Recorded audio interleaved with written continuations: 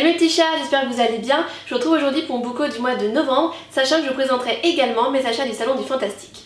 Je commence avec les achats hors Salon du Fantastique et ils ne sont que 3, donc ça change des mois derniers. Et le premier n'est autre que Hush Hush, le premier tome de la saga de Becca Fitzpatrick, qui est une auteure dont j'entends beaucoup parler. Et ce livre me fait penser à Twilight puisqu'on rencontre Nora qui en cours de biologie va croiser la route de Patch qui est, je suppose, un ange déchu. La jeune femme va se demander comment le jeune garçon peut en savoir autant sur elle et elle va se retrouver au milieu d'une guerre qui dure depuis des milliers d'années. Ça me fait penser à la saga Angel Fall que j'ai beaucoup aimé, enfin j'ai lu que le premier tome et j'ai beaucoup aimé, donc j'ai hâte de me faire mon avis sur cette saga.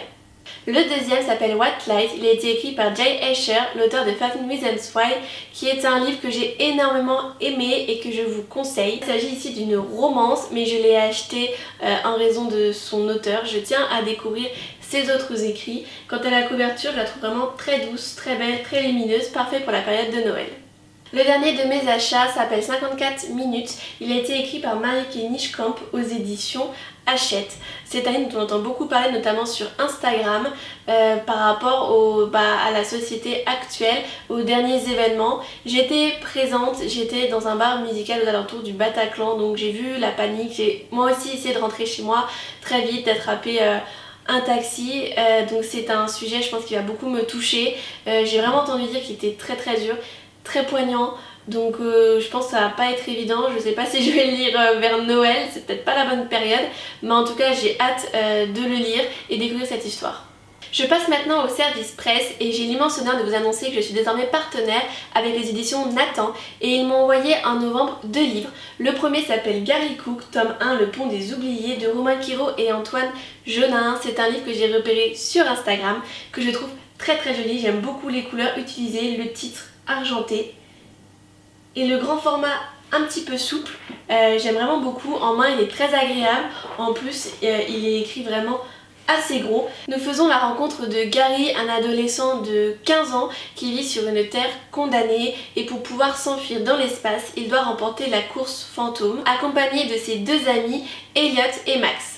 Le deuxième livre qui m'a été envoyé par cette maison d'édition est une dystopie du nom de la cité de l'oubli, écrit par Sharon Cameron. Tous les 12 ans, les habitants de la ville de Canaan, je ne sais pas comment ça se prononce, subissent un mystérieux phénomène, l'oubli. Cela touche tout le monde sauf Nadia qui elle se souvient et elle se souvient notamment que son père finira par l'abandonner. Donc au prochain oubli, elle va essayer de percer ce mystère avant que sa famille ne vole à nouveau en éclats. Dans le cadre d'une lecture croisée organisée par les éditions Books on Demand sur le fantastique, qui est un genre qui séduit de nombreux lecteurs, même s'il est souvent mésestimé, j'ai reçu 3 livres. Donc Exilium que j'ai déjà lu, donc que vous avez déjà vu passer en book haul et en chronique, et In Life de Antoine Delouan, La vie est éphémère, vivez-la. C'est un tout petit livre puisqu'il fait même pas 115 pages. Nous allons découvrir le commandeur Jewel qui est appelé sur une scène de crime et qui ne se doute pas encore que derrière se cache toute une rébellion, toute une résistance. Le troisième livre que j'ai reçu de cette maison d'édition s'appelle Et si demain n'existait plus de Ludovic Metzger. Il s'agit du tome 1 qui s'appelle Marie et nous sommes donc 2 ans après un cataclysme qui a ravagé la Terre qui a redonné vie à des millions d'individus qui veulent anéantir toute forme de société. De nombreuses disparitions vont avoir lieu et malgré le danger, Marie, le personnage principal, va tout mettre en œuvre pour retrouver son mari et ses 2 petites filles morts pendant la catastrophe. Je passe maintenant au salon du fantastique où j'ai ramené 7 livres mais un m'a été offert, donc on va dire que j'en ai acheté que 6. Le premier livre m'a été très gentiment offert par son auteur Arnaud Codeville, il s'agit de La Tour de Sélénite. Cet auteur a notamment sorti 1974 qui a été un immense coup de cœur que j'ai chroniqué sur mon blog, donc je vous invite à aller lire mon article. Après avoir accepté un poste de professeur de lettres dans une faculté de Lille, un écrivain en perdition va se retrouver embarqué dans une expédition scolaire pour rénover un phare en Loire-Atlantique. Malheureusement, il ne se doute pas encore que tout ne va pas se passer comme prévu, qu'il va plonger au cœur de la terreur et qu'il va y laisser une partie de son âme. Je suis ensuite passée au stand Le Chat Noir, qui est une maison d'édition que j'aime beaucoup. Je trouve leurs livres très très beaux et j'ai donc pris Lake éphéméral de Anya Halid.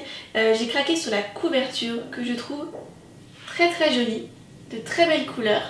Nous faisons donc la rencontre de Sarah, 11 ans, qui a vécu toute son enfance dans un orphelinat jusqu'au jour où elle apprend qu'en fait que sa mère est bien en vie. Elle va donc être amenée à la rencontrer dans un domaine résidentiel isolé appelé Lake Ephemeral. Sauf que très vite, on va l'empêcher de voir sa mère.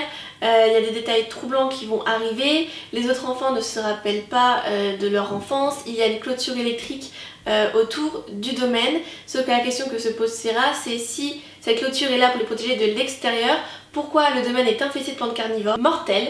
Et voilà, la question c'est est-ce que Sarah arrivera au fond de ce lac à percer le mystère des 7 manoirs.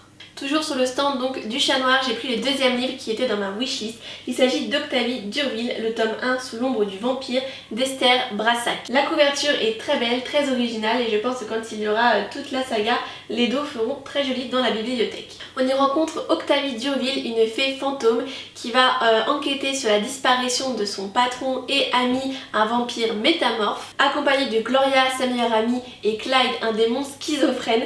Donc c'est vraiment un livre teinté d'humour, un livre fantastique. Ça va changer de mes lectures actuelles parce que ça a l'air beaucoup moins sombre que ce que j'ai l'habitude de lire.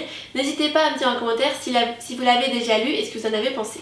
Pour l'achat de ces 2 livres, j'ai eu en cadeau le livre L'Ouroboros d'argent d'Ophélie Bruno. C'est un livre que je ne connais absolument pas, je n'en ai jamais entendu parler. On rencontre Axel qui doit traverser la France pour acheminer un héritage et Célia, un loup-garou, qui, secondé par 2 jeunes de sa meute, doit retrouver l'objet responsable d'une vieille malédiction.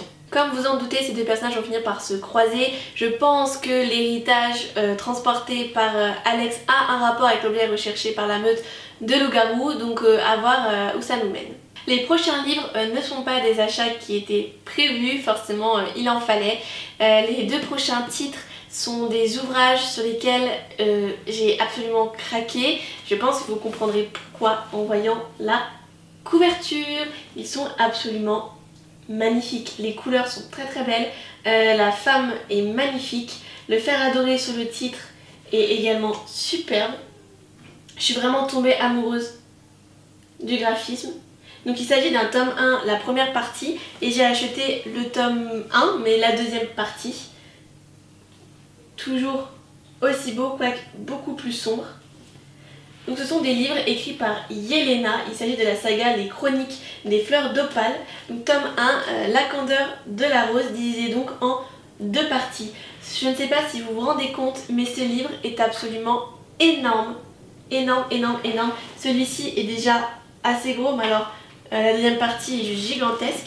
Sachant qu'elle fait 630 pages et que c'est écrit absolument en minuscule. Mais alors quand je dis en minuscule, j'en ai vu des livres, mais alors celui-là, je pense que je vais mettre assez longtemps à lire. J'espère que ça va vraiment me transporter parce que des livres de cette taille, écrits en aussi petit, il vaut mieux que ça me plaise et que ce soit addictif, sinon ça risque vraiment de provoquer une panne de lecture.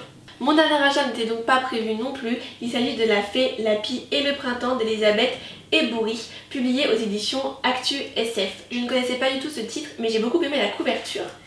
Le petit bandeau rouge aussi qui va bien, la rentrée de la fantaisie française. Voilà, je trouve le livre très très joli. Et donc c'est entre légende, malédiction et fée. J'ai peu l'habitude de lire ce genre de titres, donc je me suis dit pourquoi pas, c'est l'occasion. Cette vidéo est maintenant terminée, j'espère qu'elle vous aura plu. N'hésitez pas à me dire si vous connaissiez déjà ces titres, si vous les avez déjà lus et aimés. N'hésitez pas non plus à mettre un petit pouce bleu, un commentaire et à vous abonner. À la prochaine!